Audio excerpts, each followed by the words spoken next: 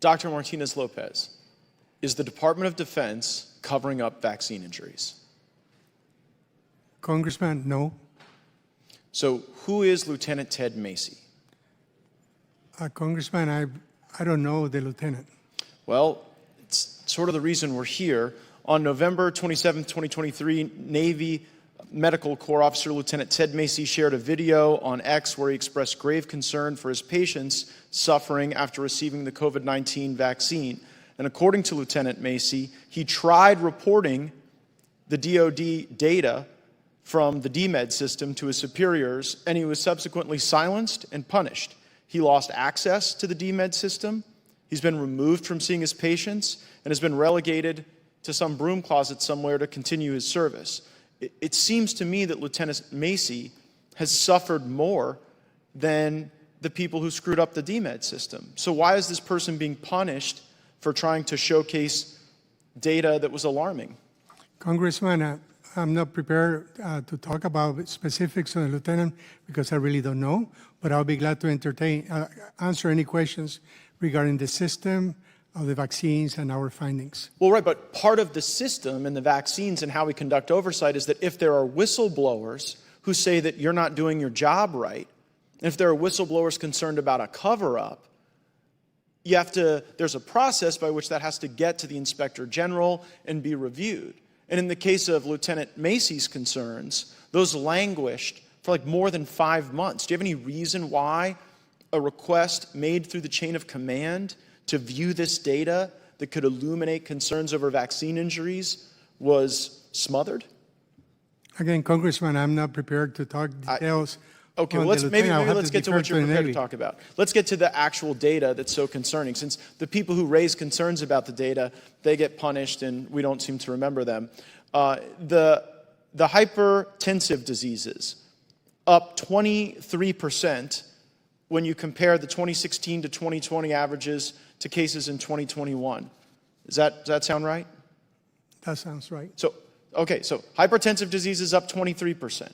Then ovarian dysfunction, up 35%. Does that sound right? I'm not specific. Can we? Does that sound right, Dr. Stallman? I think you're referencing something from an older document, but it could be. Oh, I'm referencing data from the Defense Medical Surveillance System. Is that a system that you're both familiar with? Yes. Okay, so that system says that hypertensive disease is up 23%, ovarian dysfunction up 35%, pulmonary embolisms, which as we all know can kill you, up 43%, myocarditis, as Chairman Banks was describing, up 151%. Is it really your testimony that these massive spikes in these serious ailments are a consequence of contracting COVID?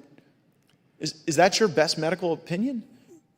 Congressman, not all, but I mean, many of them, obviously, ovarian dysfunction, there are other reasons. Emboli, there's other reasons.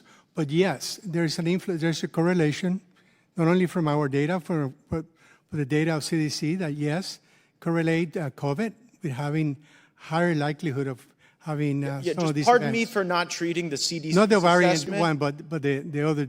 The vaccine or the virus? Both. The virus, and like the cardiomyopathy is a little bit higher. The risk is much higher if you just get the disease, but you have an enhanced risk. Not as big as when you get the infection, but you do get some risk from getting the vaccine. It's minimal, but yes. So there is vaccine risk associated with hypertensive diseases, right? Hypertension, help me out. Not that I'm aware of, but... Okay, well, how about ovarian dysfunction? Not that I'm aware of. And how about pulmonary embolisms?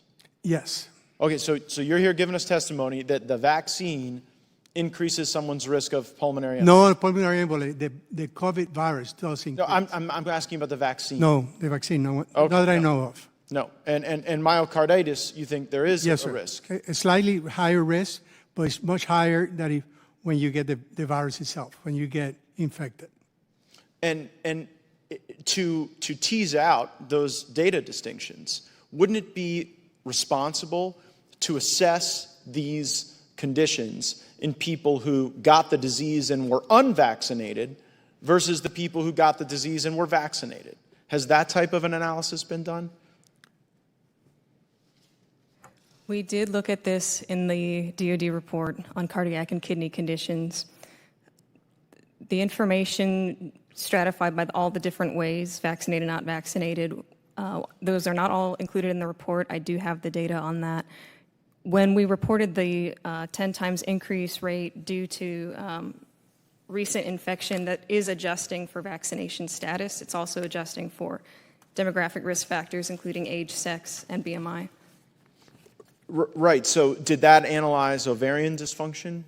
It did not. Did it analyze pulmonary embolisms? It did not. And did it analyze hypertensive diseases? It did not. Well, I mean, we got thousands more people than the average in 2021 getting hypertensive diseases, thousands more people getting ovarian dysfunction, hundreds more people getting these pulmonary embolisms. What's the case against analyzing those conditions that have seen these increases in the vaccinated versus the unvaccinated? We are continuing to do surveillance on these conditions, and we are open to doing additional work on this. With chronic conditions, it is tricky to look at that in relation to a vaccine. Is a pulmonary embolism a chronic condition or is it an acute condition? We can look at acute conditions. Yeah, your medical knowledge goes far beyond mine, but I would consider a pulmonary embolism acute, not chronic. With hypertension, it could be difficult to get causal evidence to link that to the vaccine, but yes, we can look at acute outcomes. Right, but see, that's how you get the causal evidence. The reason there are people concerned that the DoD is engaging in a cover-up here is because you seem to be willfully and purposefully ignorant to those comparisons on these ailments that are skyrocketing now.